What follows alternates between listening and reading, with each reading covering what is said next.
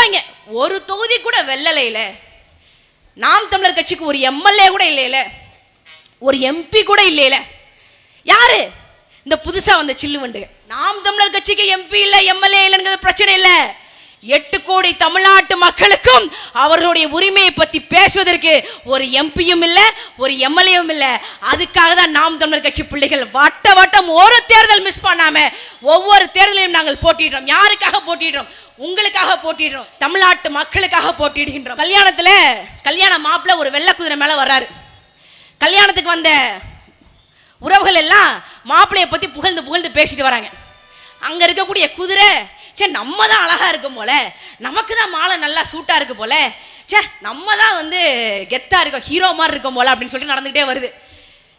கடைசியில் பார்த்தீங்க அப்படின்னா மண்டபமே வந்துருச்சு, கல்யாண மண்டபமே வந்துருச்சு. கடைசியில் கல்யாணத்துக்கு மாப்பிள்ளை மட்டும் தனியாக போறாரு, மண்டபத்துக்கு வெளியே குதிரை மட்டும் தனியாக இருக்கு. அதே மாதிரி மண்டபத்துக்கு வெளியே எப்படி இந்த குதிரை தனியா இருக்கோ, அதே மாதிரி 2026 சட்டமன்ற தேர்தலுக்கு அப்புறம் இந்த தற்குறி வெட்டி கழகம் கமலஹாசன் கட்சி மாதிரி ஆள் அட்ரஸ் இல்லாம, தமிழ்நாடு அரசியல் ஆள் அட்ரஸ் இல்லாம போக போகுது. அண்ணாதுரை இறந்துருவாரோ அப்படின்னு ஒட்டுமொத்த தமிழ்நாடே கண்ணீர் கடலை தத்தளிக்கும் போது, அடையார் கேன்சர் இன்ஸ்டிடியூட் முன்னாடி ஒரு குள்ள நெறி அண்ணாதுரை செத்து போனா அடுத்த ஆட்சியை எப்படி கைப்பற்றுவது, திமுக என்ற கட்சியை எப்படி கைப்பற்றுவது என்று திட்டம் போட்டு கொண்டிருந்தது. அந்த குள்ளநரி வேற யாரும் இல்ல, இன்னைக்கு இருக்கக்கூடிய முதலமைச்சர் மு.க. ஸ்டாலின் அவர்களுடைய தந்தை மு. கருணாநிதி. தன் கட்சி தலைவர் எப்பொழுது சாமா, அண்ணன் எப்ப சாமா, திண்ண எப்ப காலியாகும் என்று காத்து கொண்டிருந்த கருணாநிதியா தமிழர்களுக்கு தலைவராக இருப்பது? கருணாநிதியை ரொம்ப திட்டுறாங்க, நான் திட்டுவேன். காரணம் என்ன? அண்ணாதுரையினுடைய முகத்தை கடைசியாக பார்த்து விட வேண்டும் என்று சொல்லி என்னுடைய தாய்வழி பாட்டன், என்னுடைய தாத்தா ஸ்ரீவில்லிபுத்தூர்ல இருந்து 40 பேரை கூட்டிட்டு போய் லாரியில கூட்டிட்டு போய் அண்ணாதுரையினுடைய இறுதி முகத்தை பார்த்து இறுதி அஞ்சலி செலுத்திய உண்மையான திமுக குடும்பத்திலிருந்து வந்த நான் திமுகவின் பச்சை துரோகத்தை தமிழர்கள் முன்னாடி எடுத்து காட்டுறேன். நான் திருந்தியதை போல அன்பே என்னுடைய மக்களே, அன்பார்ந்த தாய் தமிழ் சொந்தங்களை, நீங்கள் திருந்துங்கள். பேச மாட்டாங்க. கருணாநிதி, அண்ணாதுரை, ராமசாமி, ராமசாமி, இதோட தமிழ்நாடு வரலாறு முடிஞ்சிருச்சு. உங்களுக்கு தெரியுமா? மேட்டூர் அணையிலிருந்து நாம பேசுறோம். மேட்டூர் அணை யாரால கட்டப்பட்டது? பேச மாட்டாங்க. மேட்டூர் அணையை கட்டியது இந்த கொங்கு நாட்டு சிங்கம், கொங்கு நாட்டு தங்கம், நம்முடைய தாத்தா டாக்டர் சுப்புராய, பரமசிவ கவுண்டருடைய மகன் டாக்டர் சுப்புராயன். அதிமுக காரர் கவுண்டர் தான். பேசுவாரா? எடப்பாடி பழனிசாமி பேசுவாரா? இதுவரைக்கும் பேசியிருக்கிறாரா? பேச மாட்டாங்க. திமுக பேசாது. காரணம் என்ன? சுத்த தமிழன் சுப்புராயன். 20 ஆண்டுகளாக மேட்டூர் அணையை கட்டுவதற்கு சிக்கல் நடந்து கொண்டிருக்கிறது. பரமசிவ கவுண்டருடைய மகன் சுப்புராயன் அவர்கள் தமிழ்நாட்டின் முதலமைச்சராக ஆகிறார். அப்போ வருது மேட்டூர் அணை பிரச்சனை வருது. அப்போ 1.25 கோடி ரூபாயை ஒதுக்கி மேட்டூர்ல அணையை கட்ட வேண்டும் என்று அதற்கு நிதி ஒதுக்கி தமிழ்நாடு விவசாயிகளுடைய தலையெழுத்தை மாற்றிய புண்ணியவான் டாக்டர் சுப்புராயன். நாம் தமிழர் கட்சி மேடையை தவிர வேற எங்கேயுமே இவரை பேசவே மாட்டாங்க. ஆத்தூர் தனி தொகுதிங்க, இதுல போய் சுப்புராயன் அவர்களை பேசாட்டீங்க. பேசணும். இங்க பறையணும், படையாட்சியும் ஒன்னா நிக்கணும், தேவரும் தேவேந்திரரும் ஒன்னா நிக்கணும். இந்த திருட்டு திராவிட குள்ளநரி எங்க இருந்து வந்தானா அங்கே திரும்ப போயிருவான். யோசிச்சு பாருங்க, விவசாயிகளோட பிரச்சனையில யோசிச்சு பாருங்க. கொள்முதல் விலை இல்லை. நம்ம மரவள்ளி கிழங்கு விவசாயிகள் மட்டும் இல்ல, நெல் விவசாயிகளை பாருங்க. இன்னைக்கு தமிழ்நாட்டில் ஒட்டு மொத்தமா நெல் உற்பத்தி வெறும் 20 லட்சம் டன் தான். ஆனா இவங்க தெலுங்கானா, ஆந்திர பிரதேஷ், கர்நாடகால பாத்தீங்க அப்படின்னா ஒட்டுமொத்த நெல் உற்பத்தி என்பது 1.5 கோடி டன்னுக்கு மேல. நம்ம 20 லட்சம் டன்னு, ஆந்திர பிரதேஷ்காரன் 1.5 கோடி டன் உற்பத்தி பண்றான். நெல் உற்பத்தி பண்றான். எப்படி தெலுங்கானாவை ஆந்திர பிரதேசம் மான தெலுங்கன் ஆள்றான், கர்நாடகாவை மானமுள்ள கன்னடன் ஆள்கின்றான். ஆனால் என் தாய் தமிழ் சொந்தங்களே, உங்கள் தமிழ்நாட்டை மானமுள்ள தமிழ்நாட்டுக்காரனுக்கு கொடுக்காமல் இந்த கொள்ளையடிக்கக்கூடிய திருட்டு திராவிடம் என்றால் திருட்டு என்றால் திராவிடம், இந்த கட்சியை சார்ந்தவர்களுக்கு 50 ஆண்டுகளா மாத்தி கொடுத்து விட்டீர்கள். இதான் காரணம். நாம் தமிழர் கட்சி வருது, என்ன செய்யறோம்? முதல்ல விவசாயிகளுக்கு அவங்களுடைய நிலத்தை உரிமையாக்குறோம். என்னங்க இது புதுசா இருக்கு? புதுசா தான் இருக்கும். உழுபவர்களுக்கு நிலம் சொந்தம். இந்த சட்டம் எப்ப வந்துச்சு? எல்லாரும் சொல்லுவாங்க நில சீர்திருத்த சட்டம் காமராஜர் காலத்துல வந்துச்சு, நில உச்சவரம்பு சட்டம் காமராஜர் காலத்துல வந்துச்சு. ஆமா வந்துச்சு. ஒரு குடும்பத்துக்கு 5 நபர் இருக்கக்கூடிய ஒரு குடும்பத்திற்கு 30 ஸ்டாண்டர்ட் ஏக்கர் நிலம் தான் இருக்கணும் அப்படின்னு சொல்லி சட்டம் போட்டாரு. காமராஜர் மட்டும் இல்ல, டாக்டர் சுப்ராயன் மட்டும் இல்ல, பிச்சை ஏந்திருப்போம். இவங்க ஆட்சி முறையை பார்த்தா அப்படி ஆயிருக்கும். இந்த நில சீர்திருத்தம் காமராஜ் அவர்கள் கொண்டு வராரு. அடுத்து 10 வருஷம் கழிச்சு கருணாநிதி கிட்ட ஆட்சி போகுது. உழுபவர்களுக்கே நலம் சொந்தம் அப்படிங்கிற ஒரு சட்டம் வருது. மிகை நிலங்கள் எல்லாம் அரசாங்கத்துக்கிட்ட இருக்கணும், அரசாங்கம் அந்த நிலங்களை எல்லாம் நிலமற்றவர்களுக்கு பிரித்து கொடுக்கணும் என்ற சட்டம் வருது. அந்த சட்டம் எங்க போகுது? குடியரசுத் தலைவர் கிட்ட ஒப்புதலுக்கு போகுது. இந்த சட்டம் மட்டும் குடியரசுத் தலைவருடைய ஒப்புதல் பெற்று தமிழ்நாடு அரசாங்கத்தினுடைய சட்டமாக மாறி இருந்தது அப்படின்னா இன்னைக்கு விவசாயிகள் பிச்சை எடுக்கும் நிலைமைக்கு இருக்க மாட்டாங்க. விவசாயிகள் தற்கொலை பண்ணி இறந்து கொள்கின்ற, தற்கொலை செய்து கொண்டு மரணிக்கிற நொடியில இருந்திருக்க மாட்டாங்க. விவசாயிகள் கேரளாவை போல மதிப்புமிகு விவசாயிகளாக இருந்திருப்பாங்க. நாம் அதை தொலைச்சிட்டோம். நாம் தமிழர் கட்சி அதுல இருந்து மீண்டு எழணும்னு நினைக்கிறோம். காரணம் என்ன தெரியுமா? 1970 கேரளாவின் முதலமைச்சராக இருந்த அச்சுத மேனன் வயலில் இறங்கி பாடுபடுபவர்களுக்கு நிலம் சொந்தம் என்ற சட்டத்தை இயற்றினார். ஒரு வருஷத்துல கிராம பஞ்சாயத்தில் இருக்கக்கூடிய விவசாயிகளுக்கு 10 சென்ட் நிலம் மனையோட பட்டாவோட, நகர பஞ்சாயத்தில் இருக்கிறவங்களுக்கு 7 சென்ட் நிலம், நகராட்சியில் இருக்கக்கூடிய மலையாளிகளுக்கு 5 சென்ட் நிலம் மனையோட பட்டாவோட. கேரளாவில் நில சீர்திருத்த சட்டம், உச்சவரம்பு சட்டம் செயல்படுத்தப்படுது. தமிழ்நாட்டில் ஏன் நில உச்சவரம்பு சட்டம் செயல்படுத்தப்படவில்லை? இந்த கேள்வியை நாங்க வைக்கிறோம்.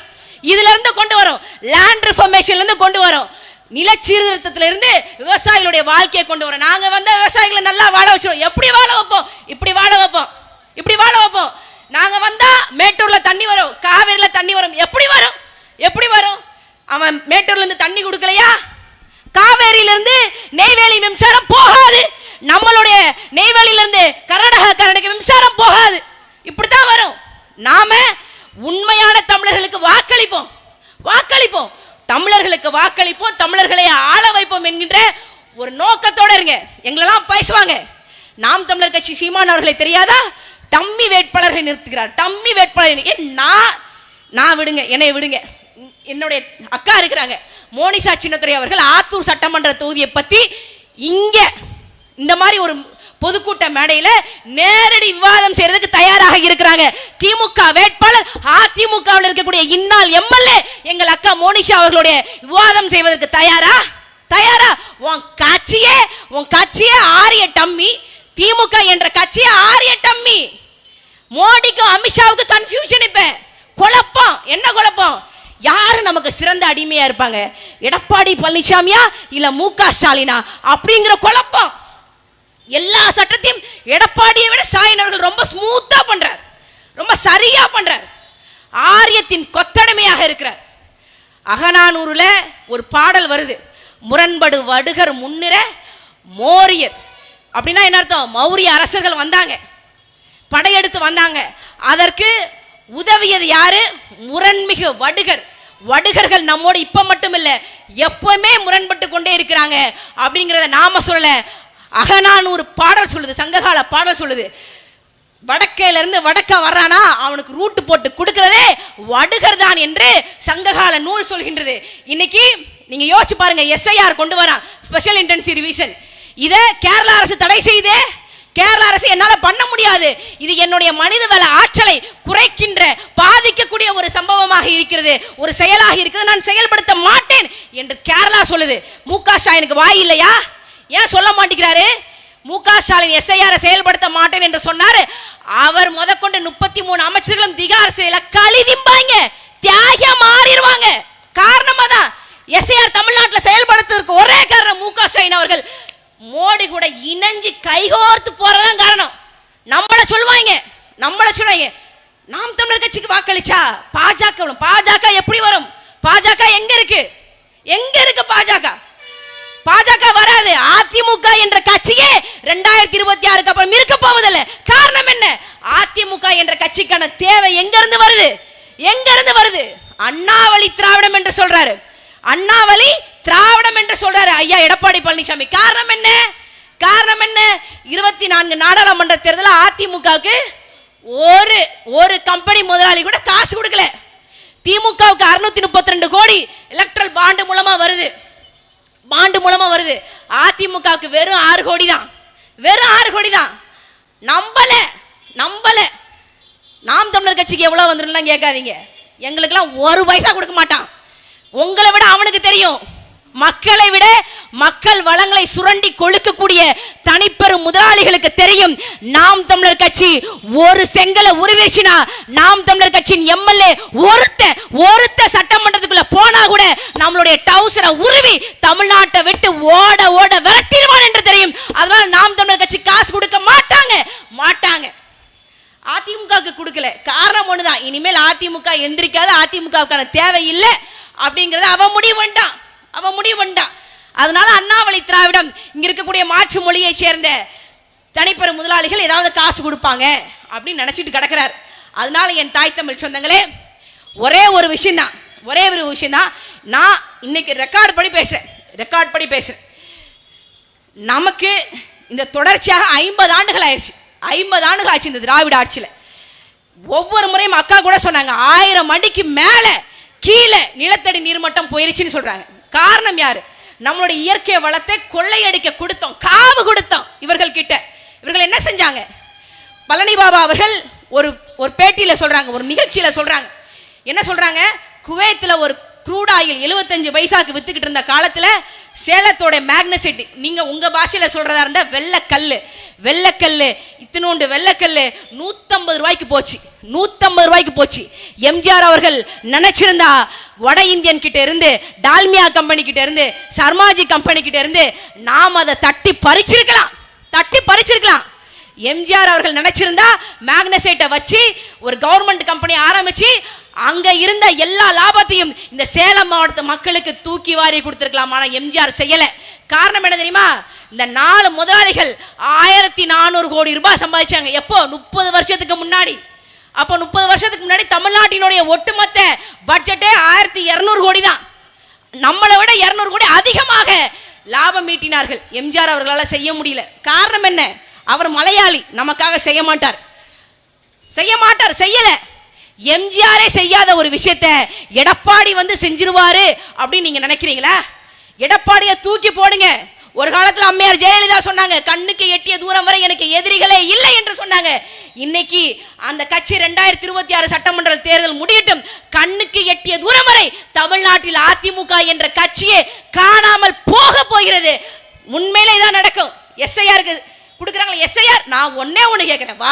வருஷம் தேர்தல் கமிஷன் வாக்காளர் பட்டியலை ரிலீஸ் பண்றீங்க. அப்போ செத்து போனவங்க யாரு, இடம் மாறினவங்க யாரு எதுவுமே தெரியாம சும்மா காப்பி அடிச்சுக்கிட்டு ஜெராக்ஸ் காப்பி போட்டு கொடுத்துக்கிட்டு இருந்தீங்களா? வாக்காளர் பட்டியலை என்ன செஞ்சீங்க? ஒவ்வொரு மாசம் காசு வாங்குறீங்களே, சம்பளம் வாங்குறீங்களே, ஏன் உங்களால் இதை செய்ய முடியல? இத்தனை வருஷம் 25 ஆண்டு காலம் ஒரு வேலையும் செய்யாம இருந்துகிட்டு இன்னைக்கு ஹிந்திக்காரன் பெருகி போயிட்டா. எப்படியாவது பாஜக தமிழ்நாட்டில் வெற்றி பெற வேண்டும் என்ற ஒரே காரணம், ஹிந்திக்காரனுக்கு ஓட்டு உரிமை கொடுக்க போறாங்க. அதுதான் இந்த எஸ்ஐஆர் செய்யக்கூடிய வேலை. நீங்க திருந்த மாட்டீங்க. வடகன் 50 வருஷம் ஆண்டுட்டான் பாத்தீங்களா? அடுத்து மோரியர்கள் வடக்கர்கள் வந்து ஆளுவாங்க. அதுக்கு தான் நீங்க வழிவகை செய்ய போறீங்க. அப்ப வந்து ஐயோ அம்மானு கதறுவீங்க. அன்னைக்கு உங்களுடைய கண்ணீரை துடைக்க போகின்ற பிள்ளைகள் நாம் தமிழர் கட்சி பிள்ளைகள்.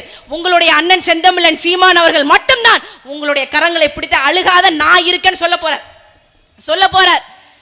யோசிச்சு பாருங்க. வாக்காளர் வந்த உடனே சீமாயிருவானு கேட்க கூடாது.